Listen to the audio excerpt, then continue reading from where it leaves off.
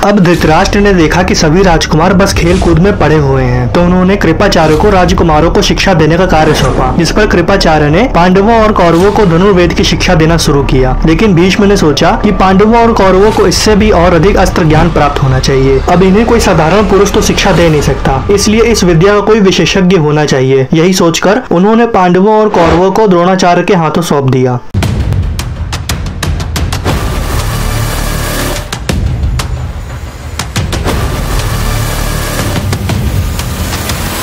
द्रोणाचार्य का नाम सुनकर जन्मेजय ने वैशंपायन से द्रोणाचार्य जी के बारे में पूछा, जिसपे वैशंपायन ने बताया कि द्रोणाचार्य महर्षि भरद्वाज के पुत्र हैं। उनका विवाह कृपाचार्य की बहन कृपि से हुआ था, जिससे महादेव जी के वरदान से द्रोणाचार्य को कृपि के गर्भ से एक पुत्र उत्पन्न हुआ, जिसका नाम अश्वत्थामा था। अश्वत्थामा के जन्म से ही उसके मस्तक में एक मणि सुशोभित थी। इसके बाद एक बार जब आचार्य द्रोण ने सुना कि भगवान परशुराम महेंद्र पर्वत पर ब्राह्मणों को अपना सब कुछ दान कर रहे हैं, तो द्रोणाचार्य उनके पास जाकर धनुर्वेद संबंधी ज्ञान और दिव्य अस्त्रों को प्राप्त करने का अनुरोध किया, जिस पर भगवान परशुराम ने उन्हें सभी प्रकार के अस्त्र शस्त्र चलाने के ज्ञान के साथ साथ दिव्यास्त्र की भी शिक्षा दे दी, जिसे पाकर द्रोणाचार्य को बहुत प्रशंसा हुई। इसके बाद फिर वह अपने मित्र द्रुपद के पास गए। वैशंपायन ने बताया कि बचपन में द्रोणाचार्य और द्रुपद एक साथ ही शिक्षा लिया करते थे। अब जब द्रोणाचार्य द्रुपद के पास पहुंचे तो उन्होंने कहा, राजन, मैं आपका प्रिय मित्र द्रोण हूँ, आपने मुझे पहचाना? पंचाल राज द्रुपद द्रोणाचार्य की बातों से चिढ़ गए। उन्होंने अपने भौवें टेढ़ी की और आंखें लाल करके कहा, ब्राह्मण, तुम्हारी बुद्धि अभी परिपक्व नहीं हुई है। भला मुझे अपना मित्र बताते हुए तुम्हें जरा भी हिचकिचाहट नहीं हुई? राजाओं और गरीबों की कैसे दोस्ती हो सकती है, और यदि अगर होती भी है तो वह बस उस क्षण के लिए। ये सब सुनकर द्रोणाचार्य क्रोध से कांप उठे। उन्होंने मन ही मन कुछ निश्चय किया और वहाँ से कुरु वंश की राजधानी हस्तिनापुर चले आए और वहाँ आकर कुछ दिन गुप्त रूप से कृपाचार्य के घर में निवास किया। फिर एक दिन हस्तिनापुर में युधिष्ठिर आदि सभी राजकुमार नगर के बाहर मैदान में गेंद खेल रहे थे और खेल खेल में वह गेंद कुएं में गिर गई और कई कोशिशों के बाद भी वह सभी गेंद को निकाल न सके। तब द्रोणाचार्य वहीं से निकल रहे थे और उन्होंने वह सब देख लिया और सभी से आके बोले, धिक्कार है तुम्हारे क्षत्रिय बल और अस्त्र कौशल को, तुम लोग कुएं से एक गेंद नहीं निकाल सकते। देखो, मैं तुम लोगों की गेंद के साथ साथ अपनी यह अंगूठी भी निकाल कर दिखाता हूँ, तुम लोग बस मेरे भोजन का प्रबंध कर दो। इतना बोलकर उन्होंने अपनी अंगूठी भी कुएं में डाल दी। फिर कुछ सीखें उठाकर उसे भी मंत्रित करके एक सीख से गेंद को छेदा और दूसरे सीखों से एक दूसरे को छेद कर गेंद को बाहर निकाल लिया। ये सब देखकर सभी राजकुमार चौंक गए। तब सबने कहा कि अब आप अपनी अंगूठी निकाल कर दिखाइए। इस पर द्रोणाचार्य ने बाणों का प्रयोग करके अपनी अंगूठी के साथ साथ उस बाण को भी निकाल लिया। इस तरह का अस्त्र कौशल देखकर सभी लोग आश्चर्य में पड़ गए और उनसे उनका परिचय पूछने लगे। तब द्रोणाचार्य ने कहा कि तुम लोग ये सब बातें भीष्म से कहना, वह खुद ही तुम्हें मेरा परिचय देंगे। और जब भीष्म को यह सब पता चला, तभी से उन्होंने द्रोणाचार्य को कौरवों और पांडवों को शिक्षा देने के लिए शिक्षक के रूप में नियुक्त कर दिया।